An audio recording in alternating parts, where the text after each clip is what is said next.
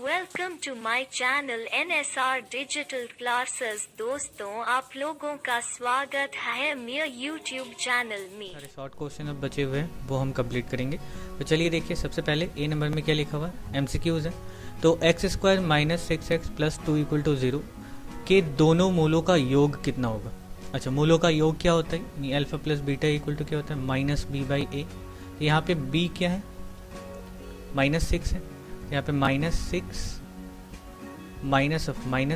और a क्या है 1, तो माइनस माइनस प्लस हो गया, तो हो गया क्या आंसर हमारा 6। ठीक है, यहाँ ध्यान रखिएगा आंसर -6 नहीं होगा क्योंकि b का वैल्यू कितना है, -6 है, ना कि 6। ओके, और अगर यहाँ पे -6 है तो यहाँ बाहर हमारे फॉर्मूले में एक और माइनस है जो इन दोनों माइनस को मिला करके प्लस बन जाएगा। ठीक है, तो नेक्स्ट करते हैं अब x square minus 3x plus के इक्वल टू 10 हो तो दोनों मूलों का गुणनफल अगर -2 है तो k का मान कितना होगा।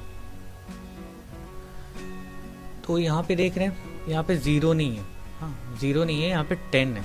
तो हम क्या करेंगे, यहाँ 0 कर देंगे और इस 10 को भी उस तरफ लेके चले जाएंगे। तो हमारा इक्वेशन, इसका इक्वेशन कैसा हो जाएगा, x square minus 3x plus के माइनस 10। अब जो c का वैल्यू है ना, c का वैल्यू ये पूरा है, k minus 10 equal to 0। c का वैल्यू क्या है, k माइनस 10। a यहाँ पे 1 है और b इक्वल टू -3। यहाँ पे देखिए दोनों मूलों का गुणनफल जो है -2 है, यानी अल्फा बीटा बराबर क्या दिया हुआ है, -2। और अल्फा बीटा बराबर क्या होता है, c बाई a, यानी c की जगह पे क्या है k minus 10 by a equal to क्या है 1, और इतना बराबर -2 दिया हुआ। तो इसको सॉल्व करते हैं तो k माइनस 10 इक्वल टू -2, तो k equal to -2 plus 10 equal to 8। ठीक है, तो हमारा आंसर क्या हो जाएगा 8।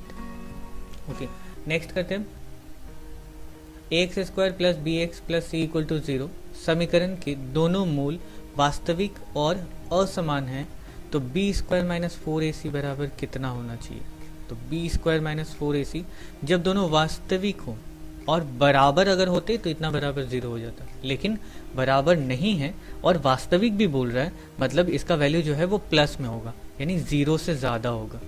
ठीक है, क्या होगा, 0 से ज़्यादा होगा, तो ऑप्शन ए सही है यहाँ पे।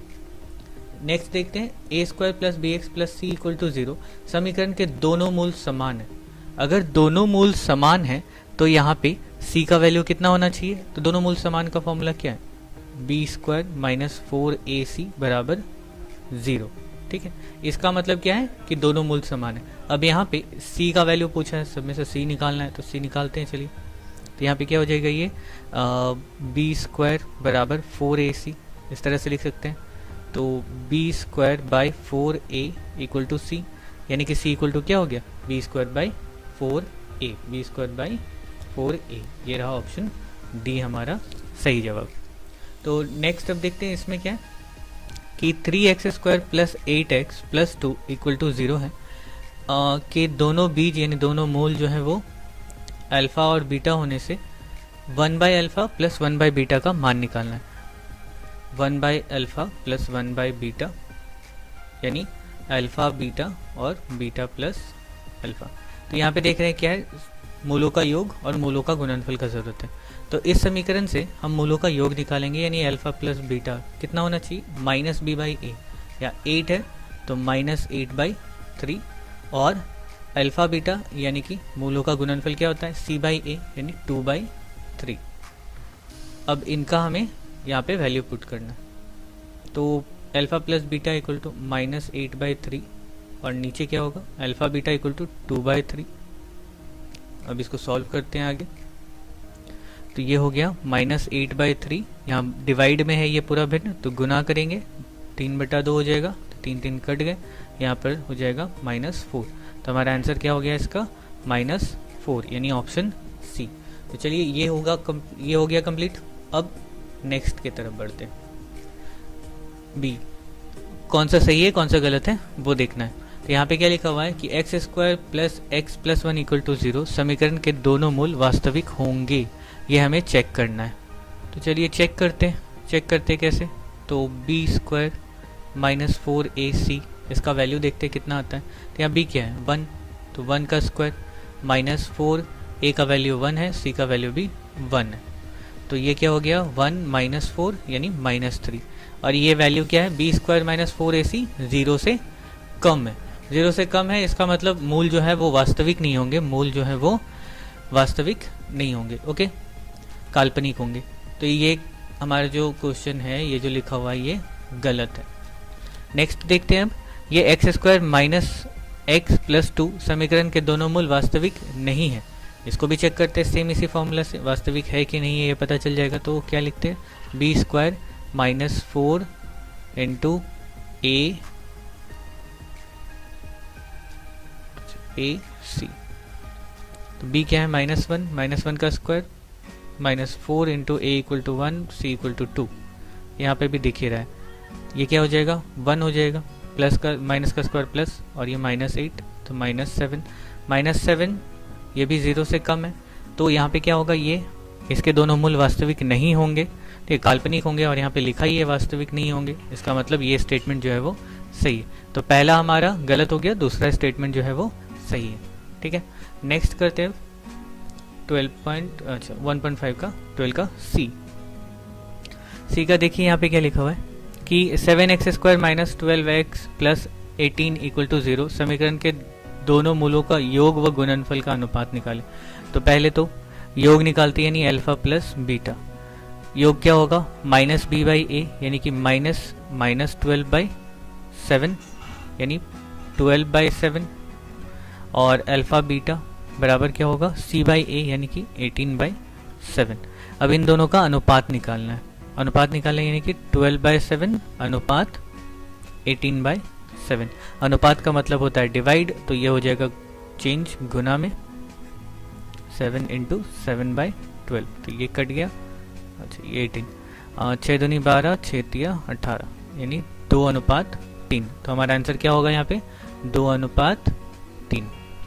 नेक्स्ट अब देखते हैं, तो ये एक X square plus B x plus C बराबर 0 समीकरण के दोनों मूल परस्पर विपरीत होने से सी बराबर क्या होगा। अच्छा, तो दूसरे सवाल को किस तरह से करेंगे कि मान लिया पहला जो मूल है वो अल्फा है, तो दूसरा मूल क्या होगा उल्टा 1/अल्फा। तो यहाँ पे दोनों मूल जो है वो क्या है अल्फा और 1/अल्फा।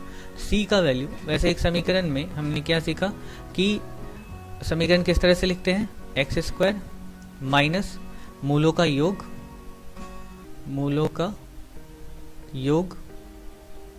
इंटू एक्स और प्लस मूलों का गुणनफल, ठीक है, इस तरह से हम लिखते हैं।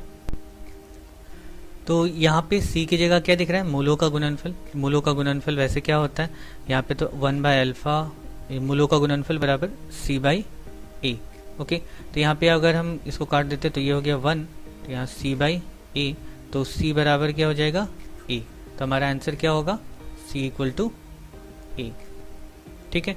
नेक्स्ट अब देख लेते 3 नंबर जो सवाल है, A X square plus B x plus C equal to 0 समीकरण के दोनों मूल परस्पर प्रतिलोम एवं ऋणात्मक होने से ए प्लस सी का मान निकालना है। तो यहाँ प्रतिलोम एवं ऋणात्मक, ठीक है, इसका मतलब प्रतिलोम का मतलब उल्टा, ऋणात्मक मतलब नेगेटिव, आप जानते हैं। तो चलिए ये 3 नंबर का बनाते हैं, यहाँ पे बना लेते हैं। तो ये जो है मूल दोनों मूल परस्पर प्रतिलोम और ऋणात्मक, मतलब अगर एक अल्फा है तो एक 1/-अल्फा होगा, ठीक है। इस तरह के 2 मूल होंगे। अब ए और सी का पूछा है, ए प्लस सी का पूछा है, तो ए और सी किस में होते हैं मूलों के गुणनफल में ए और सी का मान रहता है। तो मूलों का गुणनफल क्या होगा, यहाँ से मूलों का गुणनफल क्या होता है सी बाई ए। तो यहाँ से मूलों का गुणनफल निकालते हैं, तो अल्फा इंटू 1/-अल्फा equal to C by A. तो ये हो जाएगा, ये अल्फा अल्फा कट गया, यहाँ plus minus -1 equal to C by A. तो यहाँ से minus A equal to C, तो एक उधर लेके चले जाते हैं तो सी और माइनस है तो प्लस हो जाएगा इक्वल टू 0।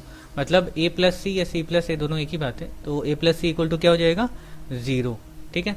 तो चलिए अब करते हैं अगला 13 का संक्षिप्त उत्तरीय प्रश्न, शॉर्ट आंसर। तो यहाँ पे पहला देखिए लिखा हुआ है, यदि किसी द्विघात समीकरण के दोनों मूलों का योग 14 है एवं गुणनफल 24 है तो द्विघात समीकरण ज्ञात करें। तो समीकरण कैसे लिखते हैं, एक्स स्क्वायर माइनस, यहाँ पहले माइनस क्या होता है, मूलों का योग इंटू एक्स, और प्लस होता है उसके बाद मूलों का गुणनफल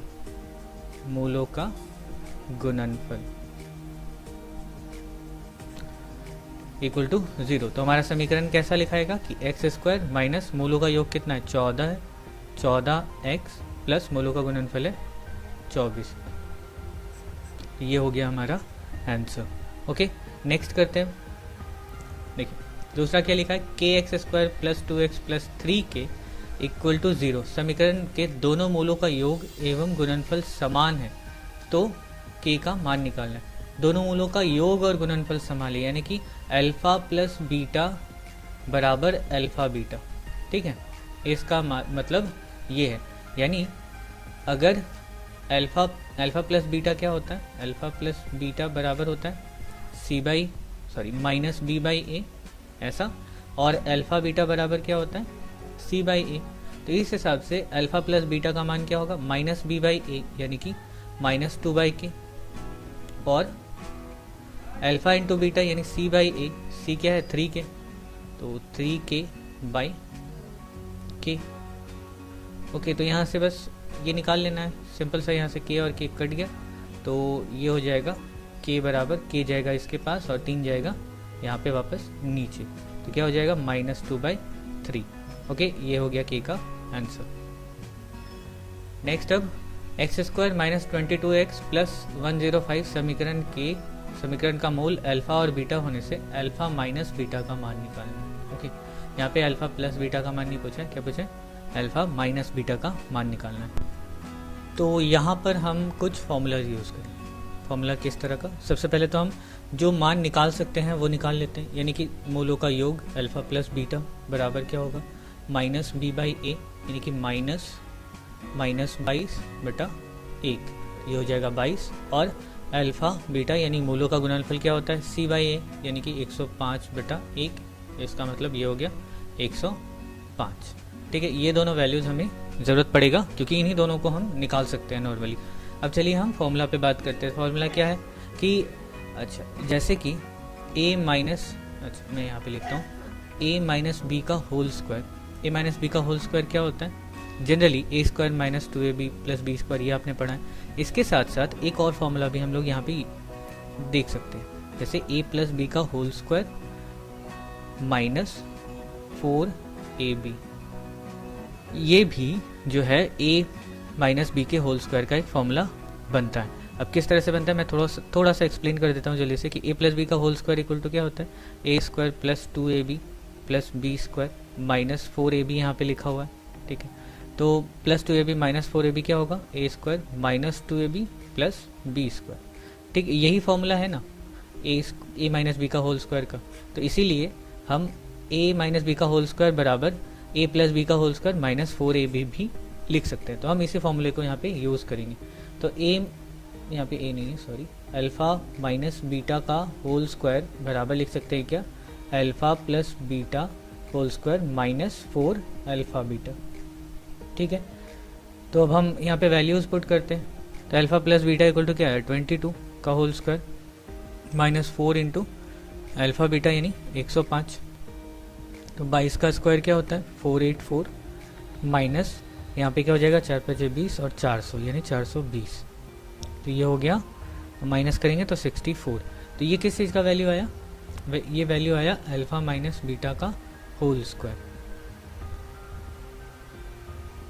alpha minus beta whole square. अब हमें निकालना क्या है, लेकिन अल्फ़ा माइनस बीटा निकालना है, तो ये होल स्क्वायर इस तरफ जाएगा, तो ये क्या हो जाएगा √64। तो √64 क्या होता है 8, यानी कि alpha minus beta equal to हमारा आंसर कितना है 8, और ये हो गया आंसर। अच्छा, जैसे कि हम लोग देखते हैं कि मैंने पहले कुछ वीडियोस में भी बताया कि जब आपको किसी नंबर का रूट निकालना हो तो हम क्या करते हैं, उसमें प्लस माइनस लिखते हैं, तो यहाँ पे भी हमारा आंसर ऐसा हो जाएगा।